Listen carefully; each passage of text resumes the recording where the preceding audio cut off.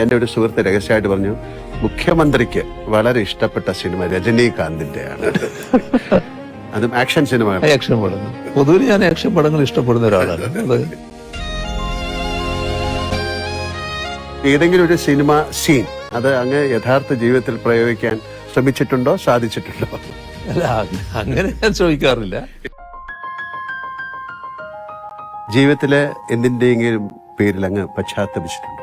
പശ്ചാത്തപിക്കേണ്ടി വന്നിട്ടുള്ളൊരു ഘട്ടം പറഞ്ഞാല്, നമ്മുടെ അടിച്ച് തോല് പൊളിക്കുക എന്ന് പറയുന്നില്ലേ, എന്റെ ഈ ശരീരത്തിന്റെ തൊലി പൊളിഞ്ഞു പോയിരുന്നു.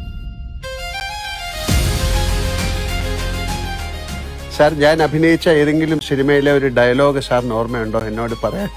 അത് എന്തല്ല ദിനേശനും ദാസനും ഒക്കെ